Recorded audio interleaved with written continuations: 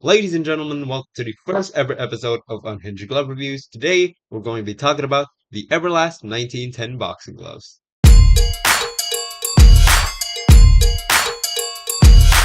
So today I'm going to be doing a review of these Everlast 1910 boxing gloves, which are not to be confused with the much more expensive and higher quality Everlast 1910 classic training gloves, both in the mesh palm and the slightly more expensive, but also higher quality, full grain leather version. So these are not to be confused with those. These are much cheaper, but I'd say still pretty high quality. So let's look at what this glove is all about. Let's start with the outside first. As you can see here, premium synthetic leather, as Everlast describes it. I don't know if it's really premium, but this feels good. The nice premium synthetic leather right here.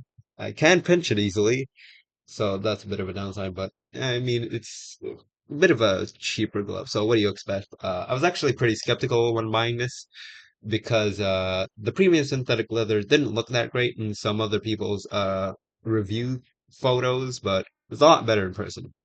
As you can see here, yellow Everlast patch stitched onto because it's supposed to look like an old school glove. You know, what they used to make back in 1910 or something. I don't know. Maybe that's why it's called that. See, the thumb over here, bit stumpy, but yeah, I mean, when you put it inside, feels a lot better. All right, let's move on to the inside or the palm side of the glove. As you can see, there is a grip bar right there, good sized grip bar. I really like a large kind of medium-ish grip bar because it gives more area to make a fist in or something like that. I don't know. Then you got ventilated holes here. I don't know if you can see it that well actually because of the shit lighting over here. Can't put it near the camera or on top of the camera because I have a laptop and I don't know how to do that with my phone. So yeah, ventilator holes here. You have a strap on the inside. Don't know if you can see that, but there's a strap on the inside to keep your hands in a nice snug fit. And as you can see here, don't know if you can see it clearly, but there's I'd say in a centimeter worth of padding over here, which I can touch on Velcro. Velcro is very good, very tight. I mean, it has to be. If not, then I would have yeeted this into the trash can. So yeah, that's some good Velcro strap, nice and tight. As you can see here, also 1 centimeter of, or half a centimeter actually. Now I'm feeling it. Of wrist padding right here, and over here at the back side. So we go back. I'd say that's an inch worth of padding, if not half an inch. All right, which is very protective.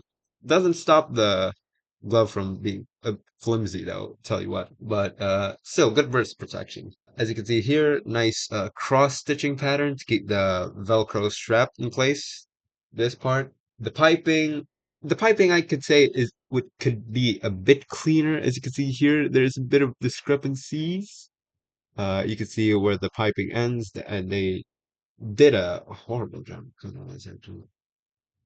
They could have definitely made it a bit cleaner and seamless, but I mean, it got covered by the Velcro strap anyway, so who gives a shit? And the lining over here is pretty good. I'd say there's a bit too much excess here, so they definitely need to cut that down, but overall, pretty inoffensive, all right? The leather strap right here, or the attachment we got over here, which is synthetic leather. It's not nylon like the cheaper gloves that I bought in the past, which is very good. Means it's a bit higher quality than the last gloves. So now let's look in the inside. As you can see here, is it polyester nylon liner, as they call it? I think maybe. I don't know.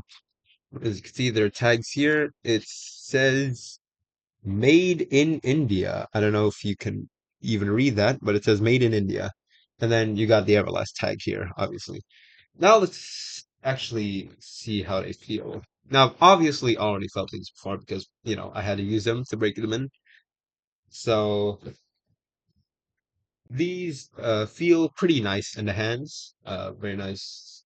Again, the grip bar is very nice and big, so I can really wrap my hand around it without having to push down on my palm right here. The lining though is a bit much on the end, like it's a bit excess on the end. So they definitely need to work on that. The thumb compartment, pretty good, I'd say. Pretty good for its price. Pretty ergonomic. You could definitely move your thumb around a bit here, which I don't know. I don't know if I like it or not. It's just there. And then the padding is pretty good. I don't know why I kind of hated the padding at first because every time I'd hit the heavy bag with like a jab or something with a straight shot, it kind of curved a bit because I don't know. Before it had like a bit of a rounded top to it, so it kind of like ricocheted weirdly off the heavy bag. Or maybe that's just because my heavy bag is a bit small. It's only like 80 centimeters, and the circumference is not that big, so there's not much surface area to land a punch with. So maybe that's the problem. But when I started doing hooks with this felt a lot better, and I was able to bring them in more. As you can see, medium padding or medium density padding, I guess. I don't know really what soft or stiff padding feels like. Maybe I'll find out in the future. But I'd say this is medium for now, I think. And very nice shape to it, I guess. Let's lock it in. One thing I don't like about the wrist protection here, it kind of prevents, I don't know, it kind of resists on the Velcro strap, so it doesn't like wrap onto your wrist tight because I have pretty small forearms. I got a pretty small forearm right here, and a pretty small wrist, so I have to like really like reel it in so it can tighten around my wrist because I like that feeling. But yeah, it's a bit more broken in now because obviously I've used these for around 3 weeks already, so I've broken them in quite a bit. Uh, my hand cannot move around that much, which is good for wrist protection, although sometimes I still manage to get a bit hurt on the wrist if I accidentally punch wrong on a heavy bag of, I think that's the case for all gloves. And yeah, very nice shape to it, very nice feel.